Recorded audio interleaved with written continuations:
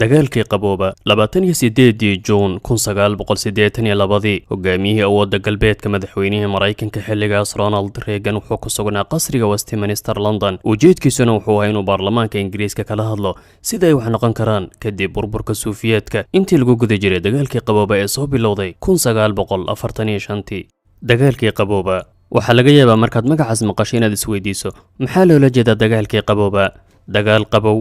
dagaal dhacay xilli qabow dagaalkii qabooba waa loolan u dhaxeeyay Mareykanka oo hogaaminaya dawladihii galbeedka iyo midowga Sofiyeetka oo hogaaminayo dawladihii Shiiciga goormuu bilowday dagaalkii qabooba kadib istaagadii dagaalkii labaad ee adduunka iyo jabkii awoodii Naaziga Yurub ugu xooganayd waxaa soo baxay laba awood oo markii hore xulafo ahaa waa Sofiyeetka iyo Mareykanka oo hogaaminaya wadamada galbeedka kadibna waxaa bilowday loolan cidii caalamka hogaamin lahayd cidii noqon lahayd awoodda koobaad haddii dagaalada caadiga lagu hardamo goobaha dagaalka iyo dhufaysada hore dagaalkii qabooba wuxuu ahaa mid lagu hardamay goobo kala duwan sida dawladda ugu badan ee samaysan karta isbahaysi dhanka cilmiga dhanka hawada sare horumarinta hubka dayax-gacmeedyada tiknoolajiyadda heshiis lala galo xulafada dawladda kale xaalku wuxuu ahaa haddii Sofiyeetka dayax-gacmeed u dira kuna dejiyo kowkabka Zuhra in Mareykankana u dira dayax-gacmeed kowkabka Mariikh dagaalkii qabooba waa tartan dhanka horumarka iyo waliba hagardaamayn ay isku sameynayeen labadaas awoodood si ay mid kasta u muujiso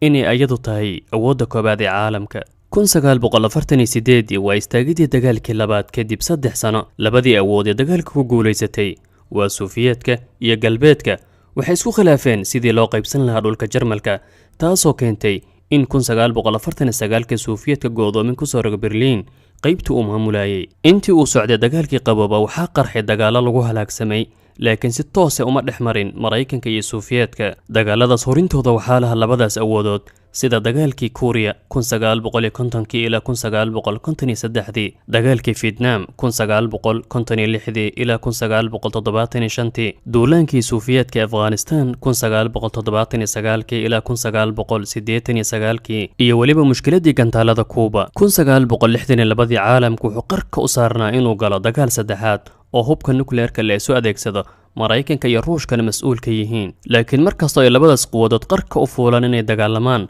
haddana dib ayay u kala guran jireen maadaama labadoodaba ay haystaan hubka wax gumaado waxa lagu magacaabo sinaanta burburinta 20 January 1981 talada Mareykanka waxaa qabtay madaxweynaha afartanaad ee Mareykanka Ronald Reagan xilligaas waxaa sii yaraanay awoodii Sofiyeetka waxaana gudihiisa ka taagnaa loolan qowmi ah taasoo keentay in Mareykanku si labanlaabo cadaadiskii dhanka dhaqaalaha militariga sirdoonka ee ku hayay Sofiyeetkiisii leeyahay dhamaadkii 80-kii Mikhail Gorbachev ayaa loo doortay madaxweynaha Sofiyeetka wuxuuna ku dhawaaqay siyaasado dhaqaaleed iyo mid horumarineed dhinaca xorriyadda siyaasad xumadii Mikhail Gorbachev ayaa keenay markii dambe inuu burburo midowgii Sofiyeetka